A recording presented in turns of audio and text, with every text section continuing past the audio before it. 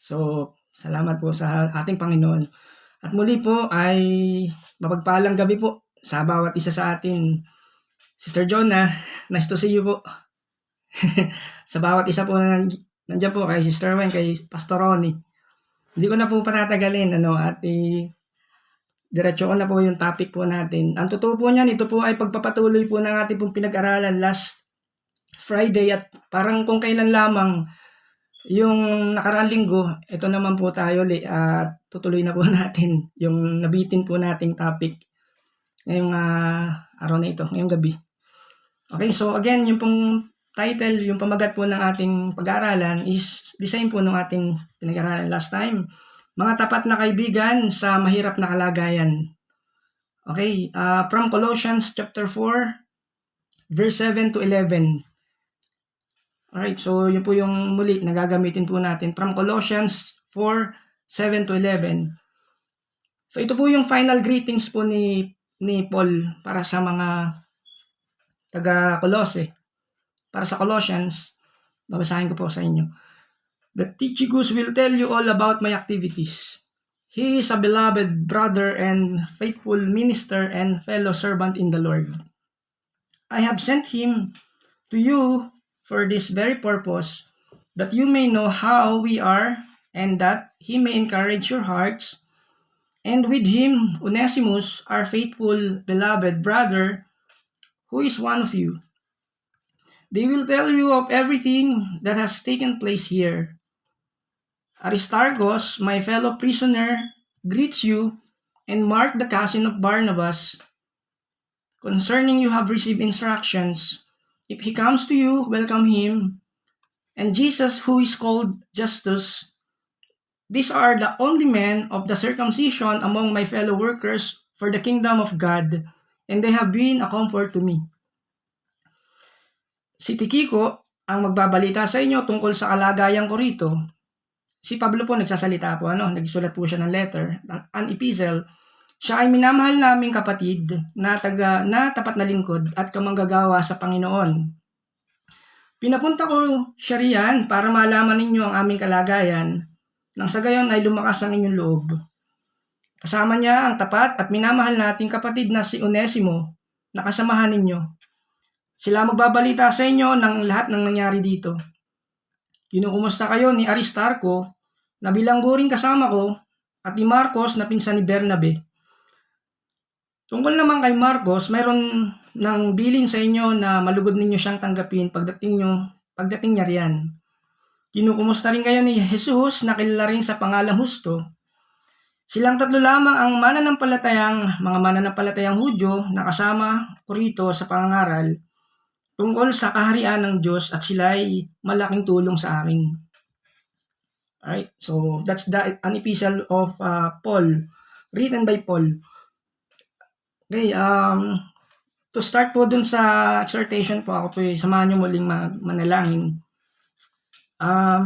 Dakilang Diyos na makapangyarihan sa lahat, muli po aming sa inyo, yumuyukod at nagpapakumbaba. We ask your mercy and grace, your wisdom for us, O Lord, to understand these passages so that we can comprehend, O Lord, every word that you written in your infallible word, eternal word, inerrant word. In Jesus' name we all pray, amen. Okay, so salamat po sa kanyang salita, ang banal na salita ng ating Diyos, na kailanman na hindi nagbabago, na kailanman na hindi maring magkamali, na ginamit niya si Pablo para ipahayag, i-reveal yung kanyang kalooban sa katauhan ni Pablo. Noong mga panahon na ito, si Pablo po ay dumadaan po sa isang matinding pagsubok sa kanyang buhay, na kung saan siya po ay nasa loob ng isang bahay, pero itong bahay na ito kinukonsider po ayon sa pagkakaunawa po natin at ng mga nag-aaral po ng Biblia, siya po ay nasa kulungan. Pero bahay po yun, house arrest. Okay, but then nais ko pong bigyan po ng ilang background po yung ating topic about sa Book of Colossians. Ito po ay sulat ni Paul. Ito pong Colossians, Book of Colossians, which is nais po niyang ito po ay sinulat niya habang po siya nakakulong sa Roman place. And then, yung pinakang tema po nitong Colossians book, or yung pong aklat ng Colossians, nais po niyang ipahayag dito yung supremacy of Christ, yung Diyos na ang ating Panginoong Hesus, nais po niyang ipaliwanag po dito. At then, dun po sa aklat ng Colossians, binigyan din po niya ng paliwanag na yung lugar na kung saan siya nandun, nakakulong. Binanggit po niya sa ilang mga aklat sa part ng Colossians sa Book of Acts. Like for example, sa Acts 28:30-31, ito po yung kalagayan po ni Paul. Nanirahan si Pablo sa Roma ng 2 taon sa bahay ng kanyang inupahan. Okay, then at tinanggap niya ang lahat ng pumupunta sa kanya. At siya ay buong tapang at malayang nangaral tungkol sa kaharian ng Diyos at sa Panginoong Hesukristo. Itong passage po na ito ay pinapakita po sa atin, pinapahayag po dun ayon sa Book of Acts. Siya po ay nakatira. I mean, umuupa po siya sa isang bahay, hindi po ganun kaliit, hindi man ganun kalaki. Pero ang mabuti po dito, ayon sa providence po ng Panginoon, lahat po ng mga pumupunta po doon is open po na lumabas, pumasok. At the same time, ang ginagawa naman ni Paul ay, sabi niya sa 31, siya ay buong tapang at malayang nangangaral tungkol sa kaharian ng Diyos at sa Panginoong Hesukristo. So it means, habang po siya nakakulong sa isang bahay, nakatira, habang umuupa doon, ipinapangaral po niya yung kaharian po ng Diyos, yung kingdom of God, at tungkol po sa Panginoong Hesukristo. Sabi naman ng 4:3 ng Colossians, ng aklat ng Kolose, ito po yung sinabi niya. Ang request po niya sa mga taga-Kolose ay ito, idalangin ninyo sa Diyos na bigyan kami ng pagkakataon na may pangaral ang kanyang salita at may pahayag ang hiwaga ni Kristo na ang sanhi ng pagkabilanggo ko ngayon. Maliwanag po yun na si Paul ay nabilanggot dahil sa pangangaral po ng salita ng Diyos. Pero ang kanya pong personal na request ay manalangin po sa mga taga-Kolose habang po siya nakakulong. Sabi niya, idalangin ninyo sa Diyos na bigyan kami ng pagkakataon. So it means yung mga pagkakataon na maaari po nating hilingin sa Diyos sa pamamagitan ng panalangin, ay maaari po nating hilingin sa Diyos as per request, kagaya po ni Paul. Humingi siya ng dasal para may pangaral po niya, yung pong salita ng Diyos. Ganun po ka-importante, kahalaga po yung body of Christ o yung pong yung church na kinabibilangan po. Maaari po natin. Kaya sabi niya, idalangin niyo sa Diyos na bigyan kami ng pagkakataon na maipangaral. To preach po yung word.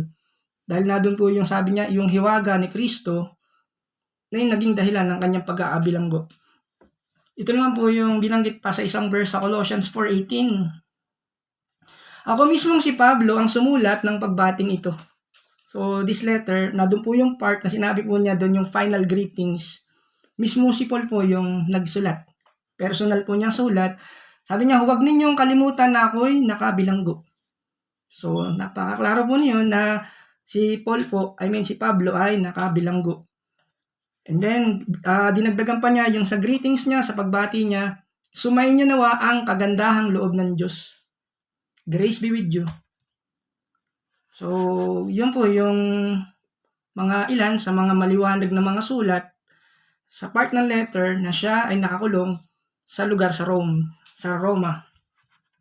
So, hindi lamang po yung aklat ng Colossians, yung Book of Colossians, ang nai-record na itala niya o naisulat niya sa habang siya po nakakulong sa Roma. Kasama rin po yung epistles o yung letter kagaya ng Philemon, ng Ephesians at ng Philippians. Okay? So, ganun po yung pagtitiyaga, pagtitiis po ni Paul na kahit po siya nasa loob ng kulungan, malaya pa rin niya pong nai-reveal, naipangaral po yung Word of God. And at the same time, nakagawa po siya ng letter dun sa mga churches na nabanggit. Okay? Kagaya sa Ephesus, sa Pilipos, ganun din naman kay Philemon. But then, ngayong gabi po na ito, ay nais po nating tingnan yung ilan sa mga naiwang karakter dun po sa binanggit po nating verse po kanina sa Colossians 4:7-11. Naalala niyo po last week, tungkol po kay Tychicus, Yan naman po, titingnan naman po natin yung character ni Onesimus. Sa verse 9, okay, ito po ang sabi, and with him Onesimus, our faithful and beloved brother, who is one of you, they will tell you of everything that has taken place here. Alright? Kasama niya ang tapat at minamahal nating kapatid na si Onesimo, na kasamahan ninyo, sila magbabalita sa inyo ng lahat ng nangyari dito. Alright? So, kasama niya, it means si Tychicus. Na ang pagkaka-describe po kay Onesimus dito sa verse na ito, tapat at minamahal nating kapatid na si Onesimo, na kasamahan ninyo, sila magbabalita sa inyo sa lahat ng nangyari dito. So, ganun po yung yung command, yung request po ni Pablo kay Tychicus, kasama si Onesimo, o request niya kay Onesimo, kasama si Tychicus, para dalhin po yung sulat o yung letter sa Colossae. Okay? So, yun po yung description sa kanya, siya po'y tapat. At minamahal nating kapatid na si Onesimo. So again, they will travel as a team. Sila pong dalawa, kasama po yung aklat ng Colossae. Nung Book of Colossians, dadalhin naman sa Colossae. Okay, so nice po natin naman ngayon na tingnan yung background patungkol po sa kay Onesimus. Last time, si Tychicus, nakita po natin yung ilan sa mga karakter po niya, yung talagang mark of a true disciple of Christ. Sa pamamagitan ni Paul, nakita po natin yung pagmamahal at yung alam niyo po yun, pagko-comfort niya at pag-encourage po ni Tychicus kay Paul. Diyan ngayon, tingnan naman po natin si Onesimus. Okay, by the way po mga kasama, mga kapatid, ito pong location ng Colossae is again city. Ito po yung isang city in the province of Phrygia na nakalocate naman sa Lycus Valley sa Anatolia or sa Asia Minor. Ito po ay 120 miles east of the major port city of Ephesus. Kumbaga, ito po ay kilala po ngayon, ito pong lugar na ito ito pong Colossae,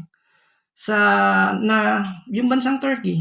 Okay, ito po ay sa western Turkey, kung saan yung mga tao po dito ay namumuhay, marami po sa kanila bilang magsasaka, yung pong lugar ng Colossae. Pero nung pagdating po ng 5th century before Christ, yung pong Colossae ay naging isang maunlad pagdating po sa economy.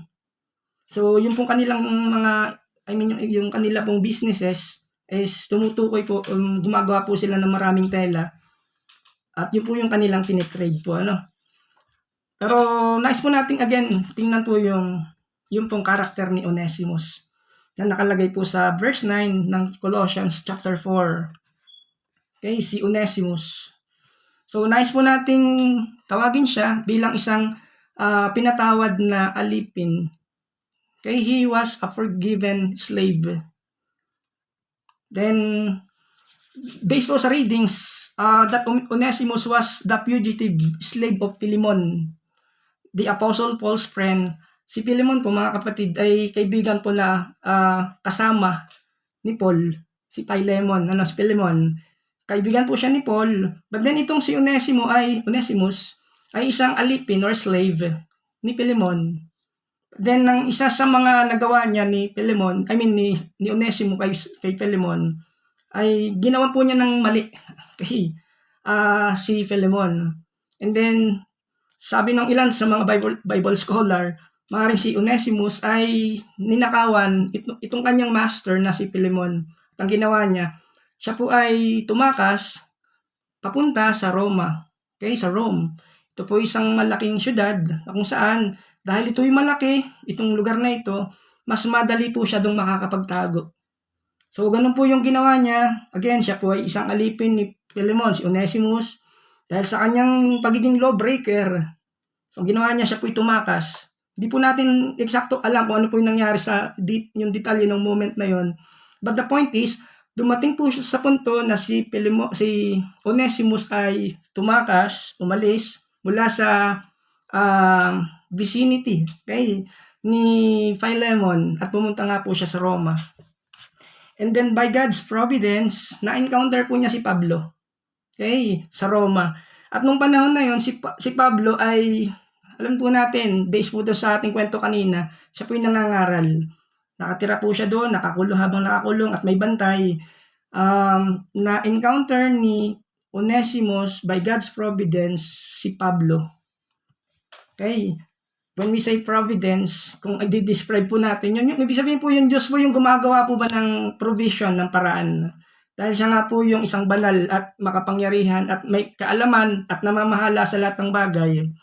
So, siya po yung gumagawa ng paraan para ang isang tao ay mailapit sa isang taong kagaya ni Paul na maka-Diyos. Okay? Sa isang strong man, strong in faith. So, natagpuan po ni Onesimo si Paul sa Roma. Ganun po yung nangyari. Ayon sa ginawa niya, umalis siya sa vicinity, sa bahay ni Philemon. And then, yun nga po ang nangyari. Tumakas si Onesimo. At sabi naman ng ibang mga Bible scholar ito, maaaring si Onesimos, bago siya maging, yun nga po, bago siya mag-isang Kristiyano, ay, kumbaga, siya po ay kay Philemon, tumakas po siya mula doon.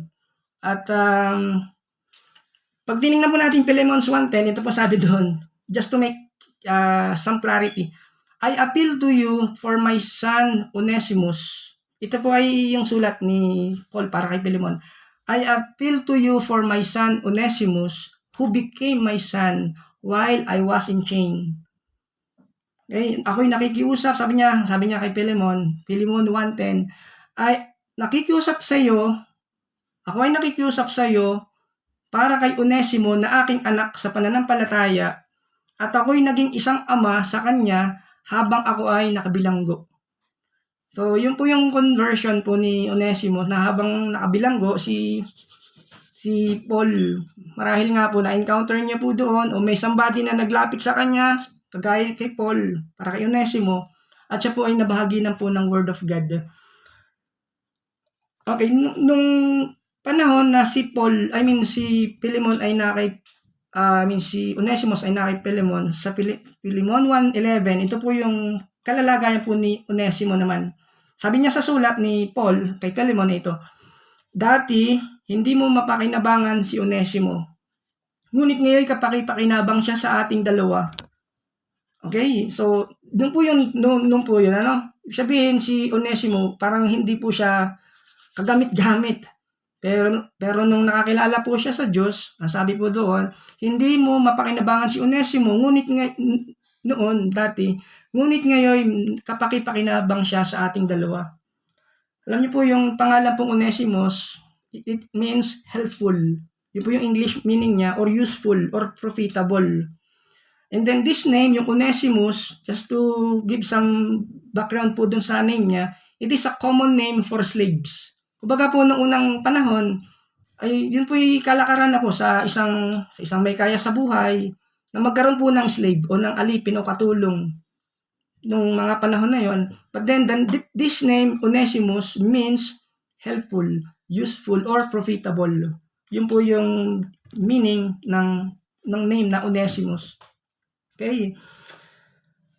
But then yung pong pinupoint po ni Paul dito ay that si Onesimo ay talagang nagkaroon ng radical transformation by God's grace. Kaya binanggit po niya sa verse, dati hindi mo mapakinabangan si Onesimo, ngunit ngayon ay pakinabang siya sa ating dalawa. So nakita po natin doon yung, alam niyo po, yung transformation po ni Onesimo by God's grace. So marahil ganun din po sa atin, Dati parang wala po tayong gamit sa kingdom ng ating Panginoon para sa Kanya. Pero dahil nga po sa pag-ibig ng Diyos at sa biyaya ng Diyos, that Onesimus, sabi niya, helpful, useful, and become profitable. So yun po yung pinopoint po ni Paul, na kapaki-pakinabang na po si Onesimo sa kanilang dalawa. Okay. Alright, so then si Onesimo ay yun nga po, naging isang mananampalataya na din, Pero bago po siya maging believer, siya po unconverted. Kumbaga hindi po siya believer, Pero dumating nga po yung point na marahil isang gabi, tumakas po siya sa bahay ni Philemon, at then tumakas siya papunta sa Roma, and then na-encounter nga po niya si Paul. So, once again, yung master po ni Philemon ay yung master po ni Onesimus ay si Philemon. Yun po yung pagkakabanggit, pagkaka-describe po sa New Testament sa Bible, sa one of the book of the New Testament, sa book of Philemon. Tandaan niyo po yan, yung isang aklat doon. So, yun po yung kanyang Panginoon, Master. Okay, some reason kung bakit po siya pumunta sa Roma, ay yun nga po, ang maaring dahilan, sapagkat sa Roma, nung time na yun, is napakaraming tao. Yung logic naman po doon, kung bakit siya pupunta sa mas maraming tao, para, alam niyo po yun, mas madaling makihalo sa maraming tao at hindi siya agad matuntun ni Philemon. Kaysa pumunta nga naman siya sa mas maliit na city, ay madali siyang mapupuntahan at matutuntun, makikita, malalaman kung saan siya nakatira.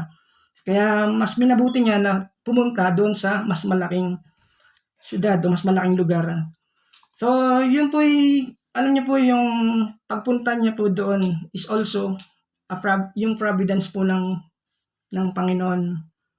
Kumbaga, ang Diyos po yung gumagawa ng paraan kay Onesimo para madala yung gospel sa buhay niya sa pamagitan naman ni Paul.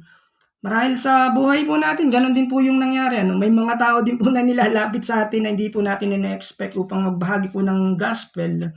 So, kumbaga, yung pag-share sa kanya ng gospel ni Paul, kumbaga hindi po yun aksidente, Although, yung nakita po natin doon, talagang ito po ay bahagi ng plano po ng Diyos sa buhay po ni Onesimo, na gamitin po si Pablo para madala yung, may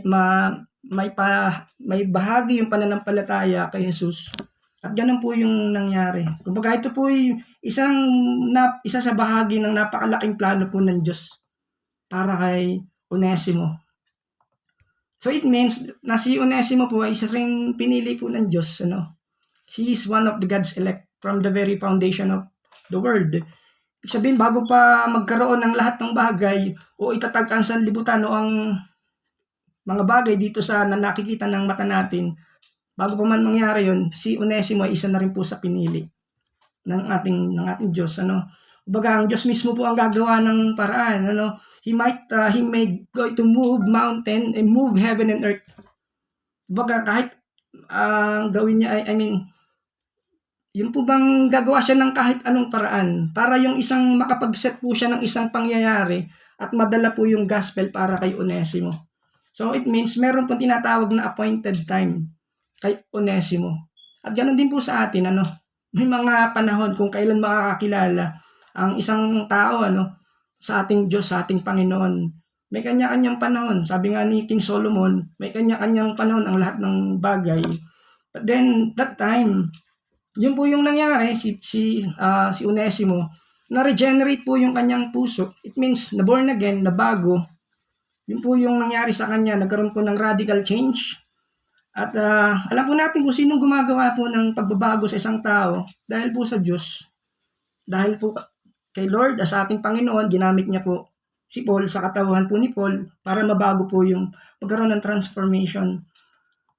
Okay, sapagkat ang sabi nga po ng 2 Corinthians 5:17, the old things have passed away, behold, new things have come, he is become a new creature in Christ Jesus. Dahil si Onesimo ay nagbago, okay, sabi nga, kuya't kung nakipag-isa na kay Kristo ang isang tao kagaya ni Onesimo, isa na siyang bagong nilalang at wala nang dati niyang pagkatao, sa halip ay napalitan na ng bago.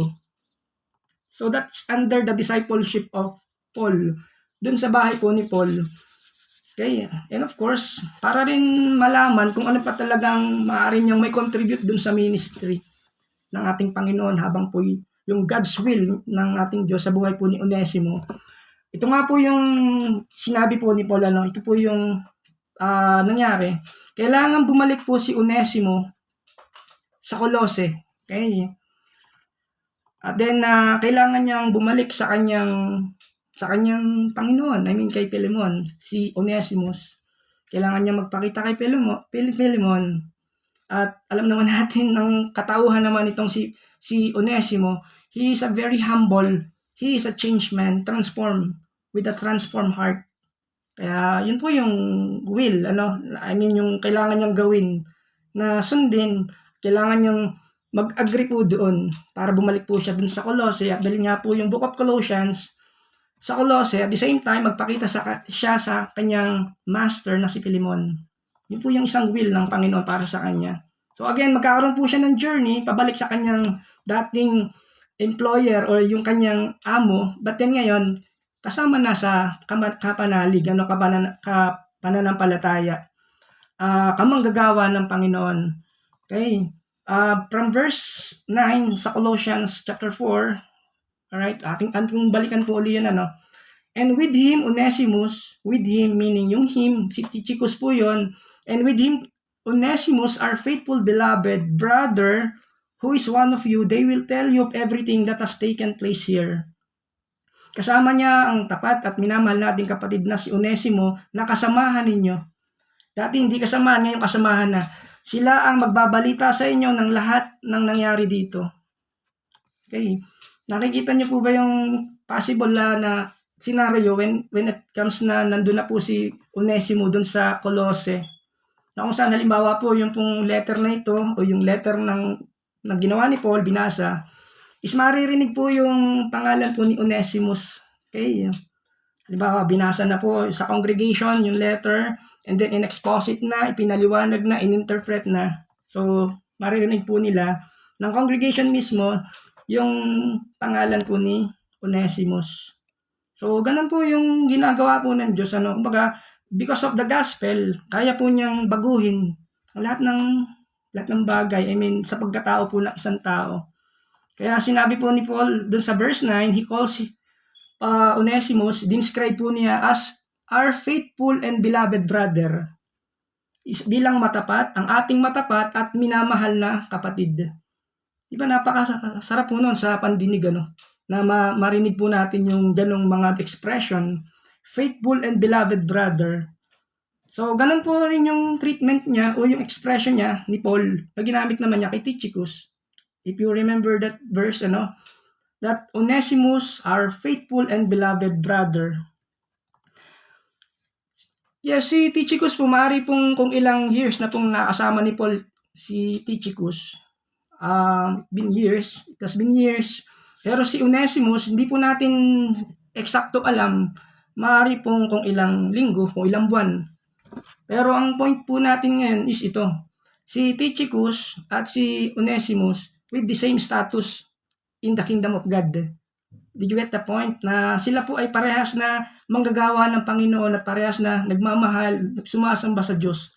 Alam po natin na ang destination, of course, ng mga tao na ito ay talagang papunta sa Diyos. At yung pagmamahal na iniuukol, ni Paul para kay Tychicus, ay ganun din ang natatanggap naman niya, na natatanggap ni Onesimus. Same, parehas lang po, Kaya sinabi niya, he is our faithful and faithful. When we say faithful, kung i-define po natin o bibigyan po natin ng synonymous word, trustworthy, reliable, beloved.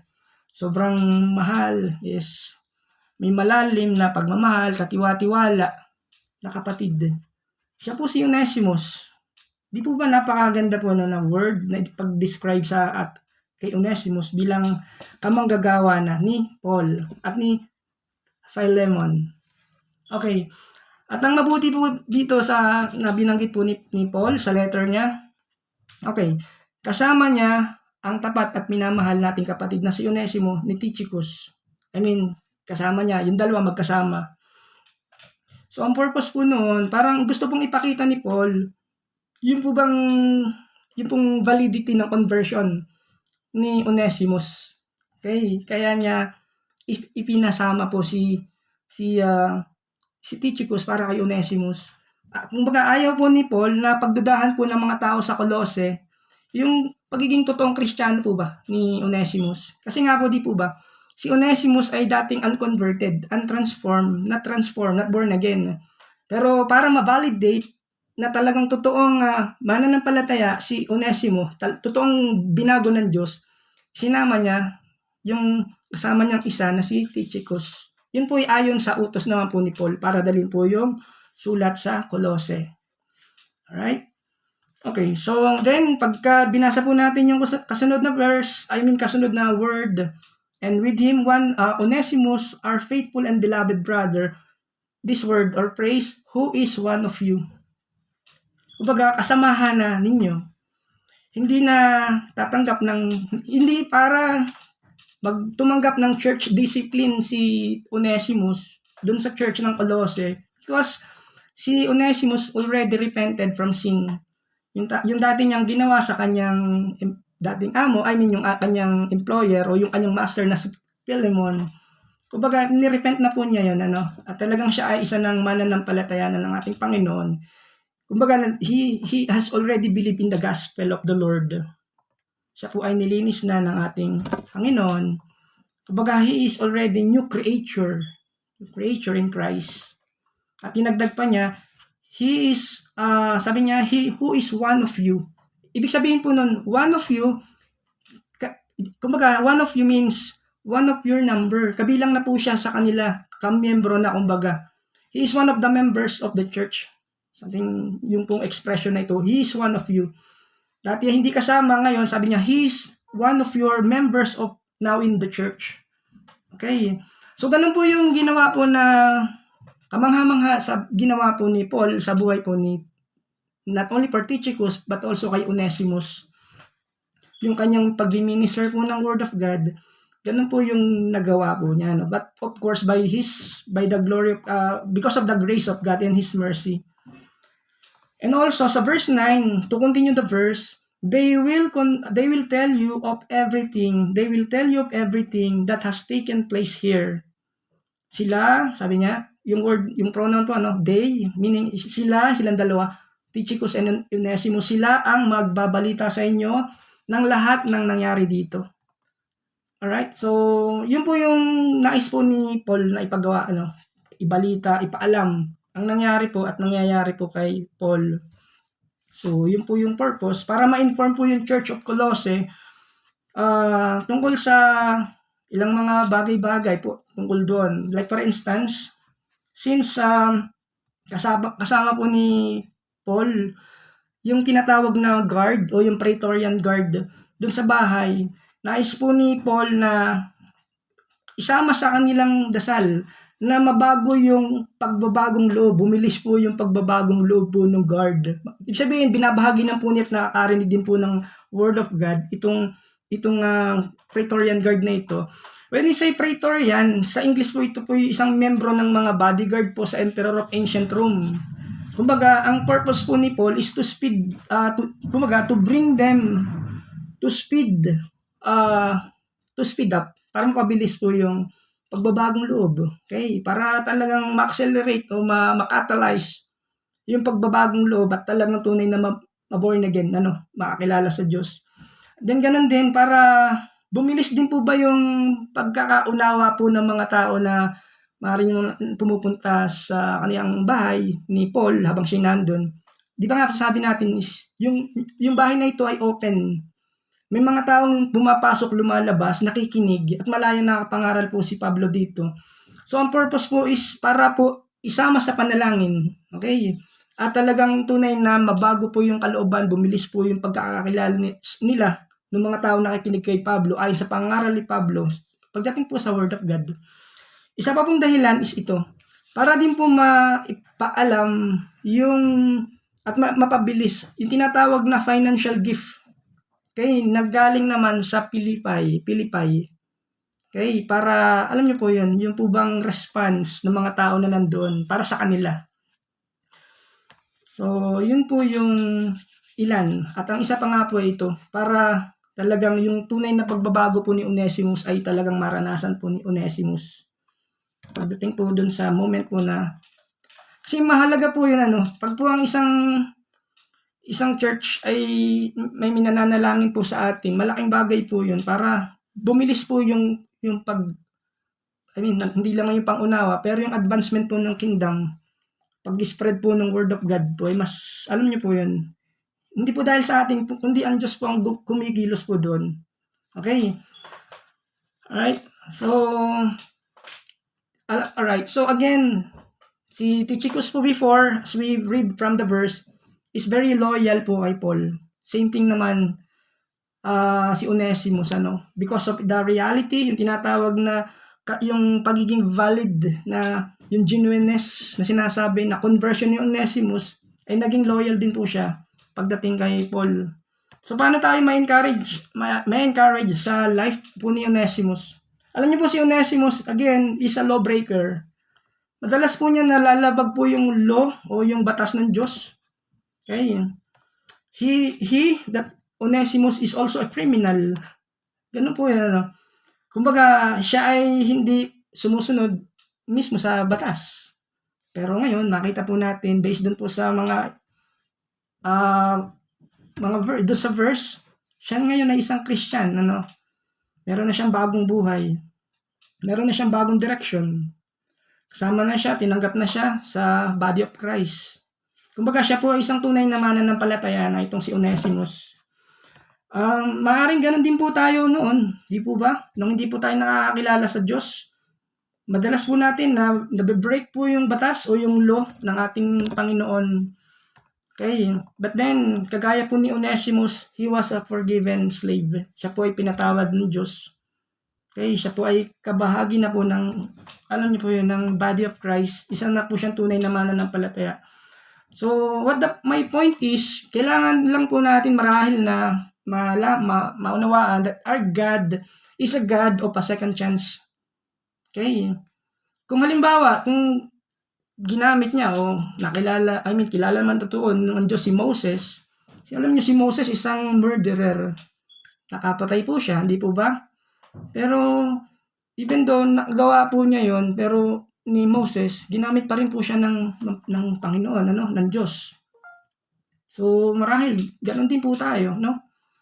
Kumbaga, kagaya po, ito po yung buhay naman namin ni isang character sa Bible.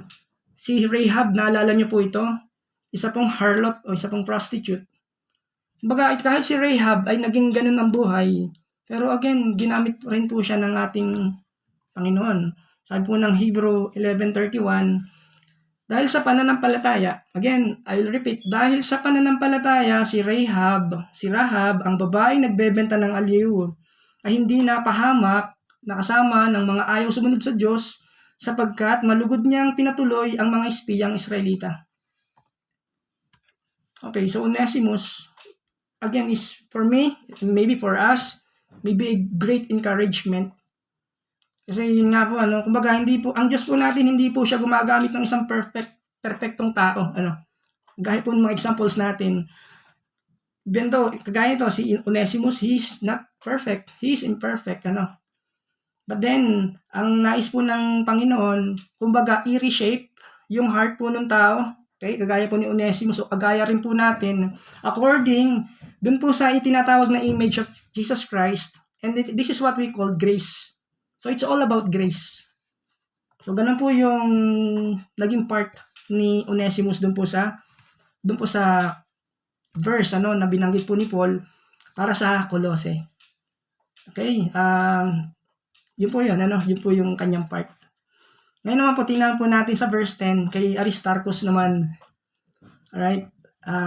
Basahin ko po, Sa chapter 4, verse 10 ng Colossians, kinukumusta kayo ni Aristarco na bilangguring kasama ko. Aristarchus, my fellow prisoner, greets you. Ibig sabihin po nun, kasama po niya sa loob po ng bahay, kulungan. Kaya sinabi po ni Paul, a fellow prisoner.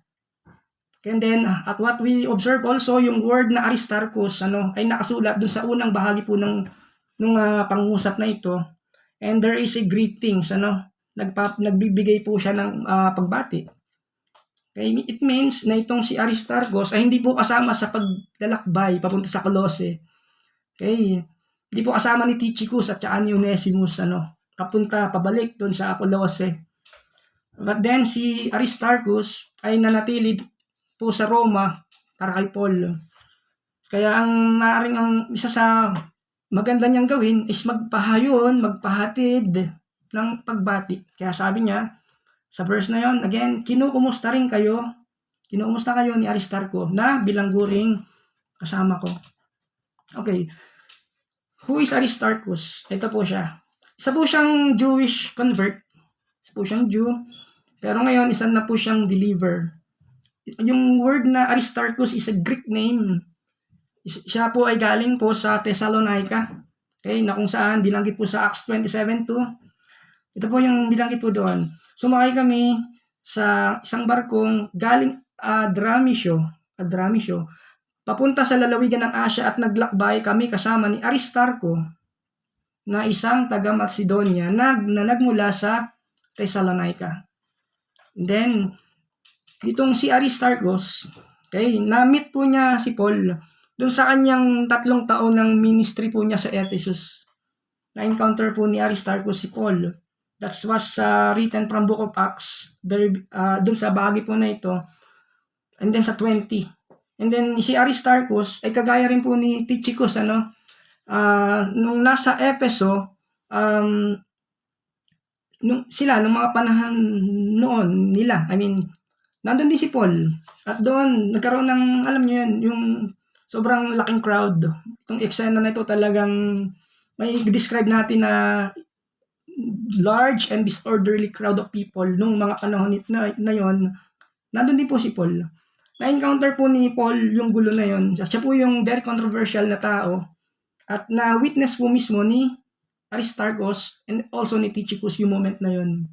But then, kumbaga, since kasama po siya ni Paul, itong dalawa, si Tychicus at si Aristarchus, hindi po madali yun, na since si Paul, pinalilibutan ng napakaraming kaguluhan ng mga panahon na ito, then, anytime, itong kasama niya na si Aristarchus, ay pwede rin mapahamak, Kung mayroong halimbawang bagay na itapon, ibato kay Paul, maaari din tamaan sila, Pero, hindi po sila natinag, Hindi po nila nilayuan si Paul.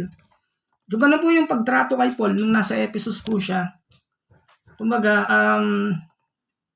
itong si Aristarchus, masasabi po natin, he is a committed person para sa isang taong nangangaral ng Word of God, ng salita po ng Diyos, of course. Okay. At based po sa mga readings po natin, na walang kahit anong problema ang maaaring mamagitan o magdala sa pagitan nila ni Paul at para kay Aristarchus. Si Aristarchus, kung saan pumunta si Paul, andun din po siya. Okay? Lumabas siya ng bayan, si Paul, kasama po si Aristarchus. Kung pumunta siya sa isang lugar, nandun din po siya. At dumating na nga po sa point na si Paul ay inaresto, okay, sa Jerusalem. At then, kailangan niyang dalhin si Paul sa Caesarea. Okay. Then, kailangan po niyang dumating din po na kailangan tumayo para hatulan si Paul. At nga po, nakulong po siya. At mula sa Caesarea, sila po yung naglakbay across Mediterranean Sea. Yun nga po, na papunta sa Roma, sa Europe. At doon nga po nakulong po si Paul. But then, si Aristarchus po ay bahagi po ng pangyayari po na yun. At itong paglalakbay nila, totoo po, hindi po yun madali, Sapagkat ito pong may mga panahon, again, yung sinasakyan po nilang barko habang naglalakbay sila, ay nawasak, Kaya anytime pwede pong lumubog. And then also, according sa readings that si Aristarchus ay nag-stay po kay Paul. Nag-stay po siya habang siya nakakulong. So, ganun po yung commitment po ni Aristarchus para kay Paul, Yung pagiging loyal po niya. Hindi po niya iniwan yung kalalagay, yung sitwasyon, hindi po niya iniwan si Paul. Okay, so ganun po yung ginawa po niya kay Paul. Kahit na mahirapan, kahit na, sabi natin, sa hirap at ginhawa, kumbaga sila po yung magkasama bilang magkamanggagawa na rin, Kaya sabi niya dun sa verse, sabi ni Paul dun sa letter, my fellow prisoner. Pero again, hindi po inaresto si Aristarchus based po sa reading, Ang inaresto po ay si Paul, pero si Aristarchus ay sinamahan po niya si Paul sa prisoner. Ganun po yung naging sitwasyon po ni Aristarchus. Okay. Ganun po yung pagmamahal at ganun din po yung pagiging loyal niya. Kumbaga, nag-stay po siya doon kahit po siya nakabilanggo rin kagaya, animoy kagaya rin po ni Paul. Okay. Kumbaga, itong tao na ito, he's a man of God, ay talagang natili siyang nasa tabi, nakatayo sa kay Paul, kasama ni Paul. Kasi si Paul nga po, siya po yung nangangaral ng Word of God. So, ganun po yun, yung ginawa po naman ni Aristarchus. Okay, so ano naman po yung makukuha nating learnings po dito o yung aral ito? Yung pong kanyang pag-support sa kagaya ni Paul, being a strong in faith, nandun. But again, there is always a big price to pay. Kumbaga, hindi po ganun kadali, yung mag-stay ang isang tao kagaya po ni Aristarchus and the other persons around him, kay Paul, makaka-experience po talaga ito ng iba't ibang mga sitwasyon na hindi po madali. Maaaring maapektuhan po, alam niyo po, yung kanyang tinatawag na circle of friends. Maaaring mawala po yun, Okay. Then, yung dati niyang maaaring buhay na madali, pagka dumating na sa point na nag-support siya kay Paul, yung kanyang mga personal resources talagang apektado rin po yun. Ganun din po yung downtown or yung free time po, talagang naapektuhan din po. Yun po yung ilan sa mga effect maaari sa buhay po ni kagaya ni Aristarchus. Pero yung pong yung consideration po naman na kagaya po na ginawa niya is alam naman po ng Panginoon po yan, Kaya nga po, kapag tinawag ng Panginoon, kahit anong circumstances man, palalagayan po natin yun.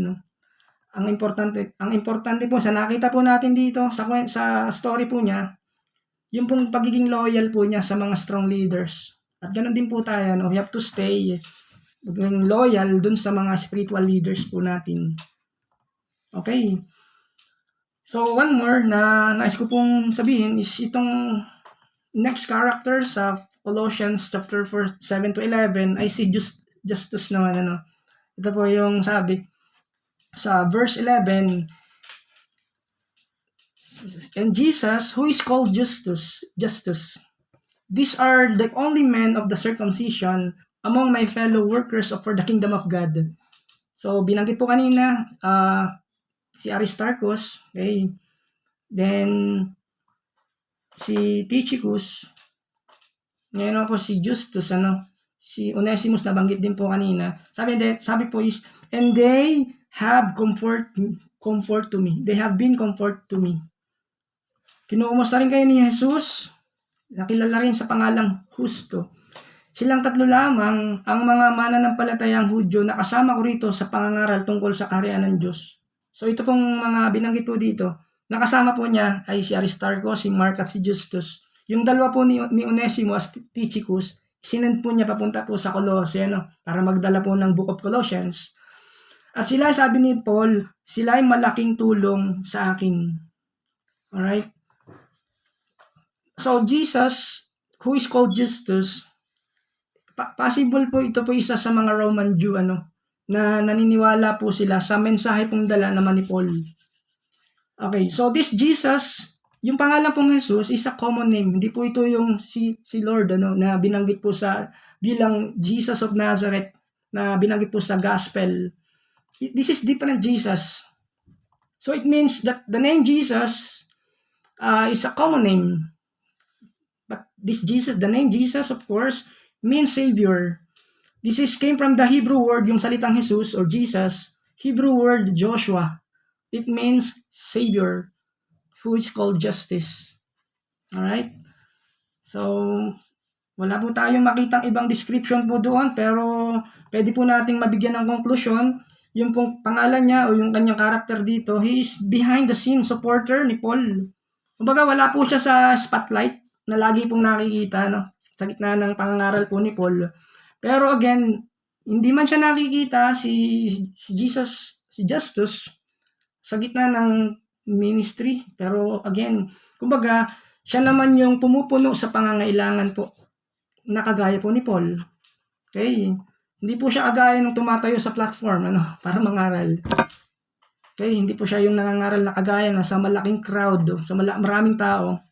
Hindi rin po siya yung umaawit o nagpapaawit marahil hindi rin po siya nagsulat ng mga aklat para ipabasa sa kanyang mga kapatid, hindi po.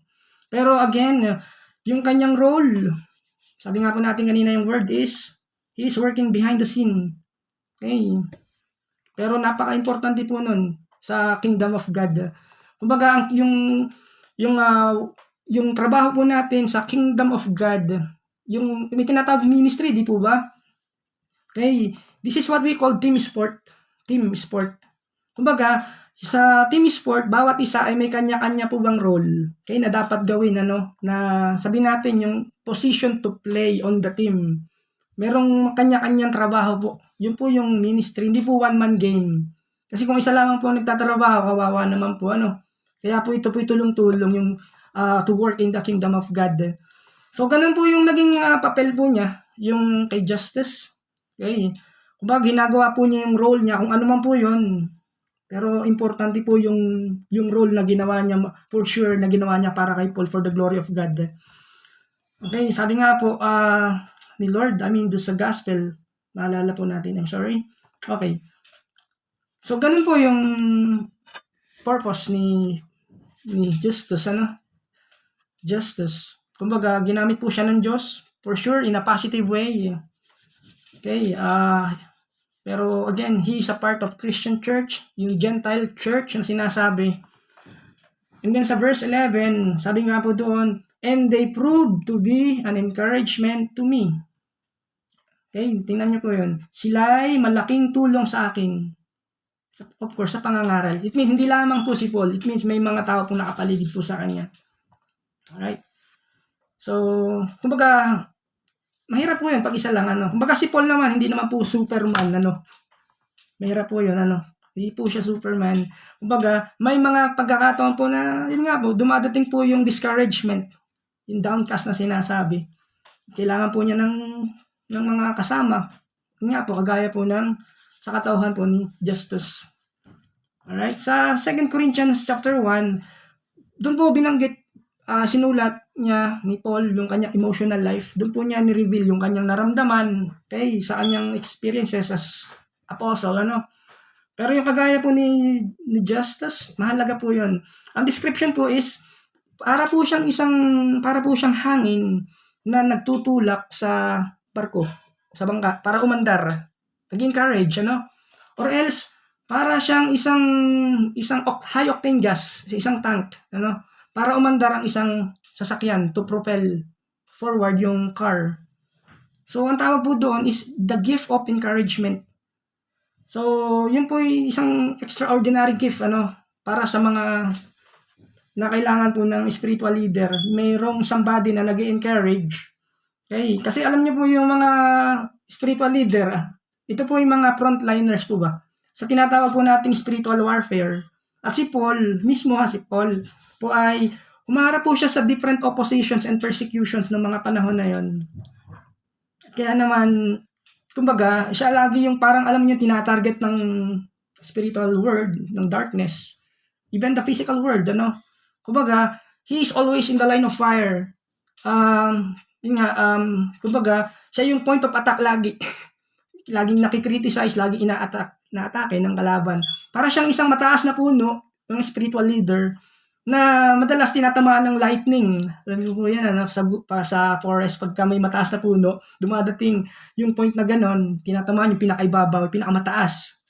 Or the electrical storm. Siya po si Paul, ganun po yung naging experiences niya. Kumbaga, left and right, yung attack po sa kanya. And then also, kailangan po niya ng kasama, na kagaya po ni Justus. Right? Siya po yung nagbibigay ng positive and yun nga po, ng affirming and yung word na encouraging na kasama po ni Pablo. Okay? Kasi yung battle po is always spiritual battle, Kumbaga, itong si Justus, kumbaga, malaking tulong po yung ginagawa niya para hindi po mawala sa mental focus. Alam niyo po yun, si Paul. At yung heart attitude po ni Paul. Kaya kailangan po talaga merong nag-encourage. We have to encourage one with one another. Kasi nga po, nabanggit po natin again is there is always spiritual battle. Okay. So, but then also, yung nararamdaman at naranasan naman po ni Paul, even bawat isa po sa atin, is alam po naman ng Panginoon po yun, ano? Alam po ni Paul, alam po ng Panginoon po yun, alam po ng Diyos, ano? Okay, that's why, sabi nga po natin, is because of, yun nga, yung providence of God. Naglalagay po siya ng mga kasama, mga kaibigan to encourage, like Paul. But the important thing is ito. Ito po yung magandang sinabi naman ni Jesus sa Matthew 10:42. Jesus said, whoever in the name of the disciple gives to one of these little ones even a cup of cold water to drink, he shall not lose his reward. Tandaan ninyo, ito po yung binanggit ni Lord. Sino mang magbigay ng kahit isang basong malamig na tubig sa isa sa mga maliliit na ito, dahil siya'y alagad ko, siya'y tiyak na tatanggap ng gantimpala. Now, what's the context? Ito po. Kumbaga, you will get or receive a reward, or not only a reward, sabi po is a great reward. Sabi po doon, when we say little ones give a cup of cold water to one of these little ones, he's referring with this. Kumbaga, he is referring to one of his disciples. And we all know that Paul is the disciple of Christ. But then, sabi niya, alright, so one of these disciples, maaaring disciple na ito, these are they are new in faith, young in faith, little ones, they are new in faith, young in faith, and they are the one who are preaching the gospel. Sila po yung nagpipreach. Okay? Sila po yung pumupunta from one place, from one town to another town. Kagaya po ni Paul. And then also sabi niya, as they are moved and they are being stretched to the limit. Alright, the point is yun nga po, no? Kumbaga, yung pong sinabi po ng Panginoon, yung magbigay ng tubig sabi po niya sa Tagalog is, isa-isa sa mga maliliit na ito, little ones, it means the disciple. Ay tiyak sabi niya, na siya, dahil siya alagad ko, siya tiyak na tatanggap ng gantimpala. And then also, from the last, okay, kumbaga, yung ginawa po ng isang, kagaya po ni Justus kay Paul, yun po iaalalahanin sa uling araw. O ganun din po tayo, pag may ginagawa din po tayo sa mga kapwa po natin, di ba sa nangangaral, disciple, little one, new believer, new convert, you will be rewarded. Okay? Yun nga po, because yung vital part, kahit maliit lang po yung ginawa niya, pero again, yung support na ginawa niya to spread the word of God, is nandun po yung aalalahanin po yung tao na ito on the last day. Okay, so para itong servant of God, I mean yung nangangaral, ay talagang he keep going. Sige, i-preach mo lang. Nasa likod mo kami. Okay, parang gano'n, So, but then, yung encouragement nandun. So, this verse, alright, given a cup of cold water to Paul. So, saying na ito, we can do this, Paul. Parang ganun. We can do this, Paul. Paul, don't give up. God will do it. God will do this. God will do this. Keep preaching. May pangaral lang natin, Word of God, So, hindi natin alam. Wala tayong idea how the gospel o yung Word of God impact the life of people. Kaya nung ipinangaral po ni Paul, may mga tao pong nagkaroon ng, alam niyo yun, hindi dahil kay Paul, kundi dun sa mensahe pong dala ni Paul, the gospel. Ganun po ka-importante po yun, to know the gospel, to preach the gospel, to share the gospel, to follow God, because as we preach, nag-o-obey po tayo dun sa command, preach the gospel, all nation, di po ba, yung good news. Okay, so ganun po yun, yung pagkabibigay po ng encouragement, that sabi niya, God's hand is on you. I'm praying for you. So, siya po, si Justice, So, ganun, yun po yung kailangan po na natin, yung mag-encourage po sa atin. Yung wife na nag-encourage sa kanyang husband, yung husband na nag-encourage sa wife. Okay? yung flock, yung kawa ng tupa ng Diyos nasa sa church, kailangan i-encourage ng leader. Ganon din yung leader, kailangan i-encourage ng flocks or vice versa. Okay, so that justice is serve as a breathing hope and encouragement sa buhay po ni Paul. Ganon din po sa buhay po natin. Pag na-realize po natin yung halaga po nun, maganda po yun, na maintindihan po natin. Kahit di po nakikita yung ginagawa, pero alam po natin ng Diyos po yung nakakita. And at the later times, sa last day, sabi po is, God will reward doon sa mga nagsusupport sa mga little disciple. Okay, to close, yung pong ating topic, session na po kayo, napahaba naman po yata ako ngayon. Okay, bakit sila ay sobrang committed kay Paul? Okay, alright, so bakit nga ba? Sobrang ayaw nilang iwan si Paul. Alam niyo po ay, hindi po dahil kay Paul, kundi po dun sa mensahe pong dala ni Pablo, ni Paul. Okay, kaya yun po yung dahilan, Sa 1 Corinthians 1:23, we preach Christ crucified, a stumbling block to Gentiles or to Jews and foolishness. But we preach Christ crucified. Yun po yung pinapangaral. Si Jesus, ang ipinapangaral namin, again, si Kristo, na ipinako sa krus. Para sa mga Hudyo, isang katitisuran, at para sa mga Hentil, isang kahangalan. Okay. So again, Paul preached the blood of Christ. Paul preached the death of Christ, yung kamatayan ni Kristo. Na itong kamatayan niya ay isang bagay, ito yung kaisa-isa na dahilan, kabayaran para sa ating mga kasalanan. Pinapangaral po yun, death of Christ. So, of course, pinapangaral po niya the one and the pure gospel of the Lord. The good news na mayroong pag-asa. Kaya sila sobrang loyal kay Paul. Hindi dahil kay Paul mismo, kay Pablo. Kundi dahil sa mensahe po na dinadala at dala niya. Kaya siya sobrang committed po sila. Doon po kay Paul, And of course, they are committed, their life, first of all, kay Christ. Kasi nakilala po nila si Kristo Kaya ganun din po yung commitment po nila. Di po ba? Pag yung pagsiserve, indirect, pag nagsiserve tayo sa Diyos, indirect, nagsiserve tayo sa fellow, sa neighbor natin to serve God. Of course, yung pangaral po na hindi po nawala ng kabuluhan. Okay, so ganun po yun, yung ilan sa mga part po na ating pong mga binasa, pinag-aralan. Nawa po ay may napulot po tayong alam niyo po yun, konting aral po doon, to get some of their character, yung pagiging loyal nila, pagiging faithful po nila, number one sa Panginoon, and then of course, by showing it to Paul or to kay Pablo, Kaya, yun, we have to give our faith, once again, always, to our Lord Jesus Christ. Sabi nga is, believe in the Lord Jesus Christ and you will be saved. Okay? So tayo po mag-pray na po. Panginoon Diyos, salamat po sa mga natutunan po namin. Salamat po sa binasa po namin na verse, passages. Pray, Lord, that will imprint and planted to the deepest part of our heart. And I pray, Lord, na yung character po, being humble, being faithful, being loyal to our leaders, na po nandoon. To support one another, to pray with one another, to encourage with one another.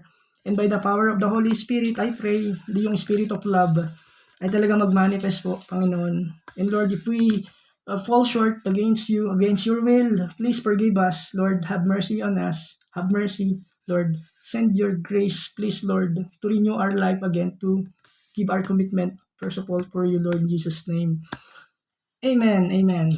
So, ganda na lang po mga kapatid, at glory to God. Salamat po. Thank you, Kuya. Salamat po sa bawat isa. Paalam po.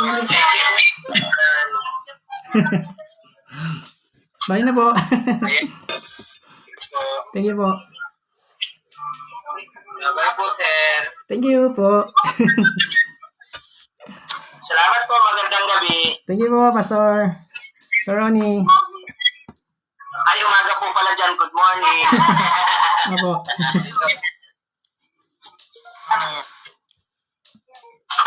Okay na po. We'll see you na po next time. Thank you po ulit. Pasensya na po kayo. Congrats po ulit. Amen, amen. May nahabol pa po isa. Wait lang. Kita, nahabol. Para sa sila.